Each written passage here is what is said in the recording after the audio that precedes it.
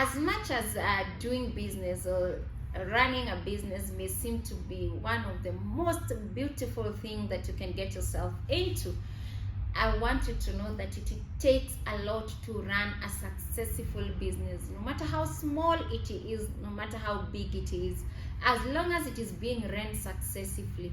And not only in business, even in anything else in life, it takes a lot for you to do that specific thing successfully. Now, I want us to highlight some of the states that you're supposed not to start a business when you are in those specific ones that I'm about to mention.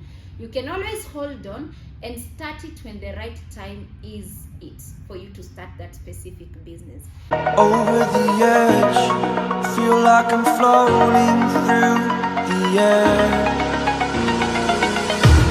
The pain I felt is paid for, all is said and done. Oh. In the first thing is, never start a business when the money that you're having to put into the business, it's money that is not clean or dirty money from dirty proceeds. You all know situations, and your intuitions will always tell you that this is money that is not clean from whatever you engaged in for you to get that specific money. Be cautious on that, because it's one thing for you to start a business, my friend. It's another thing for your business to be established. It is only God who can establish your business. How many of you have ever started a business from money that was not clean, money that you didn't work for, money that you know that really this is a bad thing that I did to get this money, and when you started something, that thing didn't flourish? I always want to let my students be aware that it matters. The money that you get to start a business and where you got it from really matters. It's okay for you to borrow. It's okay for you to take a loan. It's okay for you to save for 5 years to get that money that you want to start something. It's okay for you to start small with the little money that you have, even if it is 20,000 or 200,000, not 200 but $200, even if it is $100, it is okay. It is only God that can establish your business. You can grow from that little money, that little small thing that you started with little money, to something very big that will serve even your generations. A business that will even serve you, serve your kids, and even serve others out there. The next point is, don't start a business when you are in distress. I've specifically used distress because I don't want the people that are suffering from mental illnesses feel unfit to start a business. Apparently, study shows that people with mental illnesses like bipolar, schizophrenia, and all the others, sometimes they excel in things that are so artistic, and even doing business can be it's mainly more of something that requires some very special skills of learning how to maneuver and all that. So if you're having a mental condition that you even take medicine for, or you're on medication for, doesn't mean that you cannot start or do a successful business. But being in a situation where you are in distress, no matter how stable you are mentally, but you're in a situation where you've been put on distress, or you're in distress, please don't start a business when you are in that stage. Wait for that wave to move. Then once things have settled down and the waters have settled down, then now sit back and look at a situation. How am I going to start it? How am I going to execute it? And give it time, because time is a healer of everything. Don't start a business out of envy or copying other people. Get this and get it from Ray. Don't start a business from copying other people just like that, or from envy. When I talk of envy, you've seen a friend that you used to school with, you've seen someone that you really know, they have started something and they're even excelling in that specific thing, and you sit back at night and think, oh, I'm gonna do the same thing for me to be like her, for me to be like him. Chances of yours flopping will be so high, and you'll be left wondering, what are they doing different from what I did?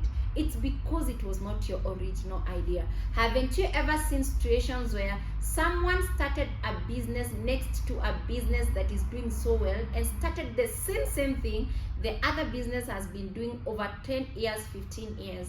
But when you start your own, that you're trying to copy this person and you're thinking in your head that you're going to get clients from them and put them in your place, doesn't work. You end up with a lot of shame and with a lot of, stress and all that. You end up closing your own business and leave that other that you had tried to put up a competition with doing so well and running successfully. Don't copy other people.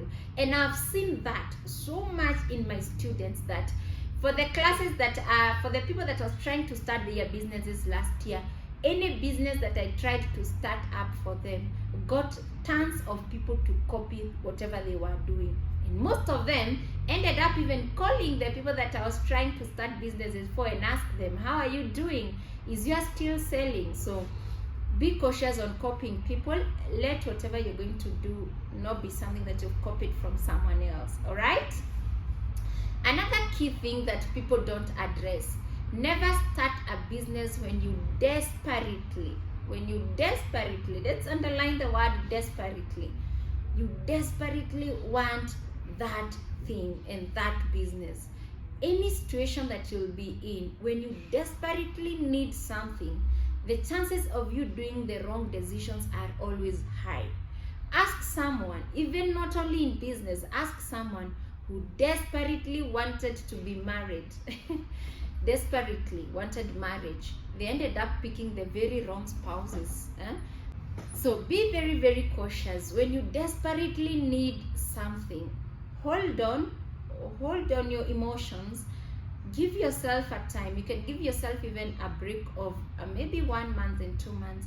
And now when you're in a very comfortable space, then you can start the business that you want to start. When you're in a very, very comfortable state, not when you desperately need it. And most of the time, most people that are in desperate situation to start a business will always have the last amount of money. Maybe they have been put into a situation by their job. Maybe you've lost your job, you have your last coin, or maybe there's just a situation where you have the amount of money that you're intending to put into business, and you desperately want it to work. Like, that is your last coin. Give yourself a probability of, I want to do this and it might not work. And if it does not work, do I have a soft landing? Have I prepared a soft landing for myself? Otherwise, something that you desperately put yourself into might put you in trouble. In relation to this, I want to advise you out there, don't do things when you really need them. Plan yourself ahead, and that is why God is a God of order. And don't be pushed by situations for you to start a business. Even if you're in the corporate world, even if you're getting the biggest salary, think early enough of, if I lose this, do I have a place that I can go? If I do this, do I have a place that I can go, an office that I can get myself in and start doing my own thing? Do I have a place where I can get money from aside from whatever I'm doing? Always do that math when you're in your very comfortable space, so that you can even come up with ideas, start businesses as side hustles that might even end up being your main hustle. So when you're in a very comfortable space, think of, what next? What can I do? What can I start? Don't be the type of people that are pushed by situations until you lose that job, until your children sleep hungry. Now that is when you're thinking, oh, can I be able to start doing business by selling something, by even importing something of 10,000 Kenya shillings and selling online? No, do it when you're very comfortable, so that it can be a backup in those desperate times. Okay? With that said and done, I hope that will really benefit you. Looking forward to see the people that want to join me in my 12 days trip to 12 nights, 14 days trip to China. Do your registrations as early as now. I have to remind you, because the deadline is on 22nd of September. That is the payment deadline. I'm looking forward to have a very successful trip with you. Very beneficial. Open your minds. I'll teach you so many things. And as you pay for the trip, remember, this is a trip mainly to learn how to go about it. get suppliers, get to see whatever you can engage in. I want any person that I'll fly with to China have a very open mind in terms of be open to learn. Not only whatever you know right now, even when you are in your country, be open to learn and to see new things. With that, when someone is open to learn, their mind can grasp a lot, their eyes can see a lot. Over the edge, feel like I'm floating through the air.